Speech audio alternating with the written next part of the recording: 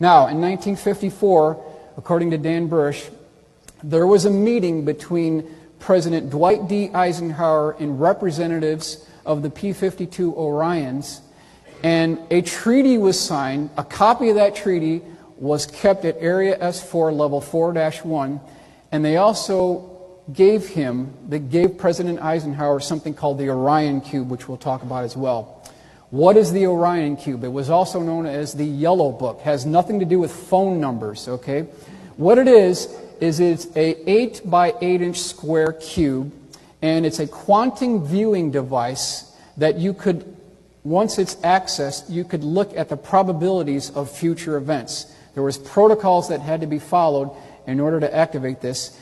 And at one time, it's believed that this cube was stored at level 4-1. Later, it was moved to the Scottish Rite Masonic Temple just outside Washington, D.C. From that point further, we don't know where it is. So that's the lineage of the Orion Cube.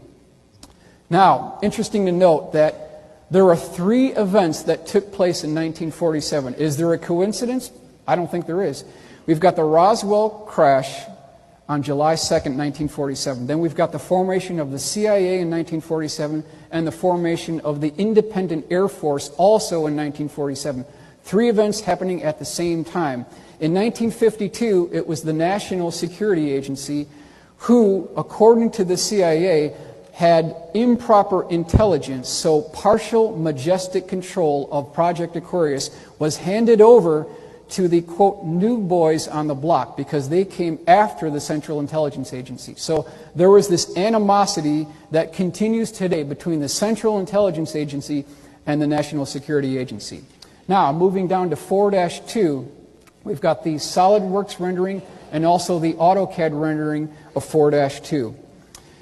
Moving into the facility, the first thing you'll see when you look and walk into level 4-2 is a 3-foot-tall statue of an Alice in Wonderland rabbit. There's a symbolic message that they're giving you here.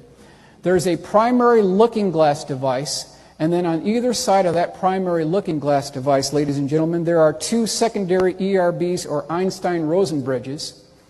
Up on the left, I've got a graphic of what we have termed the galactic positioning codes, because when you access a Stargate at the S4 facility, you don't need to have a galactic positioning code on your arm or flip book because all that data is inside the control room. But when you go outside S4, you do need to get this positioning code data so that you know where you're going. Here we've got the jump pads at 4-2.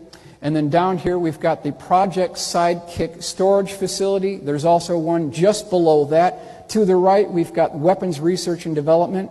I've got a blown-up view of the looking glass device here. We're going to consider something called the doctrine of convergent timeline paradox.